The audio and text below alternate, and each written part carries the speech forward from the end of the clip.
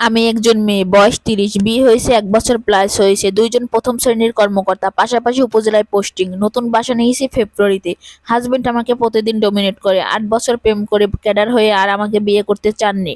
কিন্তু আমি অনেক কান্নাকাটি করে বিয়ে করেছি, আমিও ক্যাডার। সামান্য কথা কাটাকাটি হলেই ডিভোর্সের ভয় দেখায়। ৩ লাখ টাকা কাবিন করেছে যাতে সহজে ডিভোর্স দেওয়া যায়, সেটাও বলেছে। ৯টা থেকে ৫টা পর্যন্ত অফিস। আমার উপজেলায় বাসা নিয়েছি, সে আসা যাওয়া করে, কিন্তু প্রতিদিন বাসায় এসেই ভাড়া নিয়ে কথা শোনায়। মাসে তার ভাড়া বাবদ ৩,০০০ টাকার মতো যাবে।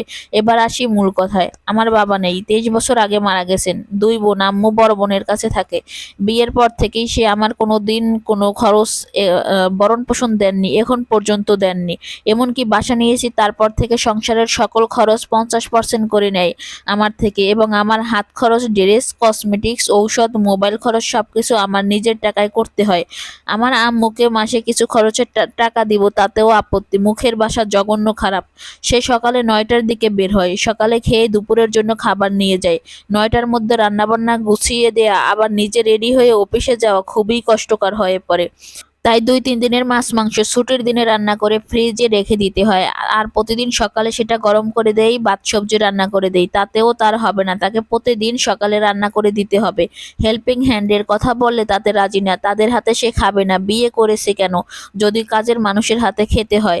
তাছাড়া বুয়ার বেতন আমাকে দিতে হবে, কারণ আমার কাজে হেল্প করবে। আমার কোনো ইচ্ছে অনিচ্ছে অসুস্থতা তার কাছে ম্যাটার করে না। তার সাথে কোথাও গেলে ৫০% গাড়ি ভাড়া দিতে হবে। সবসময় ভয় দেখায়, রান্না যদি না করতে পারি বা তার কথার সাথে না মিললে ডিভোর্স দিয়ে দিবে ভয় দেখায়। বাসার সকল আসবাবপত্র আমার নিজের। তার টাকা পয়সা কি করে আমি নিজেও জানি না। ব্যাংক মেসেজ ডিলিট করে রাখে। আমার সব সে জানে। আমাকে শুধু বলে, বোনের বাসা থেকে যা যা পারো নিয়ে আসো। তাদের বাড়িতে আমাকে এখনো নেয়নি। ঝগড়া হলে আমি এবং আমার ফ্যামিলি নিয়ে প্রচুর বাজে কথা বলে।